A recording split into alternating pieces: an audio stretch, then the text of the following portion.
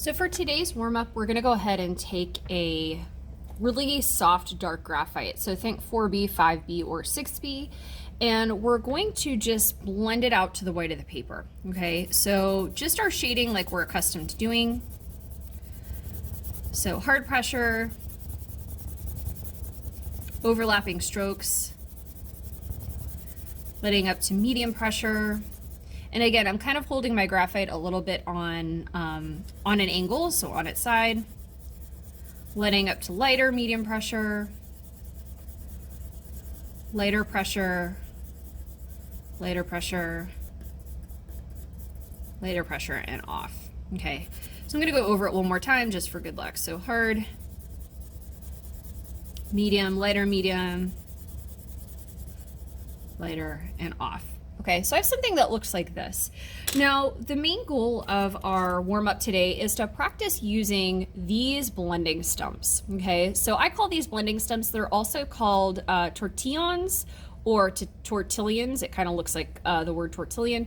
And what they do is they allow you to not necessarily like use your finger, but use another tool to blend things like graphite, charcoal, chalk pastel, etc. So basically think anything smeary, you could use this in place of your finger to blend. Now, the cool thing about using these versus your finger is these have a point, okay? So each of these, whether you're using the thicker one or the thinner one, they all have points on them. So step number one for using this is do not take the point and jam it into the table like so. Okay, you're ruining the point, and then what's even the point of using the blending stump at all? So just making sure that you preserve the point by not smashing it in towards the table, so preserve these. Also, you're going to use these to set your graphite lightest to darkest in just a moment, but before we do that, I'm gonna flip my piece of paper over. I would encourage you to do the same. I'm actually gonna use this one, I think.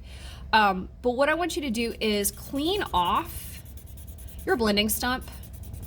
Just kind of rotate the sides of it before you begin using it. It won't get completely clean, but it'll clean off if you rotate. It'll get some of that smudginess off, okay? So I'm gonna flip it over to the other side, and then I'm gonna go ahead and just practice using it. So I'm gonna use it sort of on the flat edge for this broader area. If you were blending something in a small area, you would use the tip.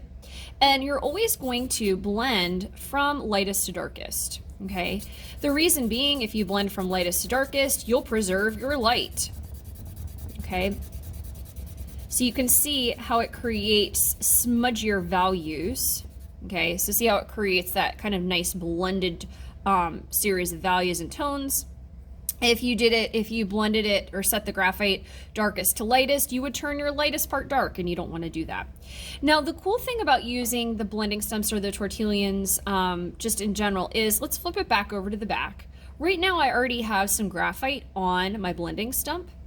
If I take it and use it on the back, it already creates a middle range value. Okay, so let's say I needed just sort of a middle range value for whatever I'm sketching or drawing. I can use the graphite directly off the blending stump, okay? So just know that that's an option as well. So you can see the difference between using the blending stump versus not. Using the blending stump lightest to darkest allows you to kind of set your graphite or set your powder if you're using chalk pastel, and gives you a smudgier range of values, okay, if you use it lightest to darkest. Don't forget, don't smash the point in, use it on its side. If you're doing, again, if you're doing smaller blending, you can use it on its point to get into smaller areas. That's perfectly fine. And don't forget to clean it off before you get started.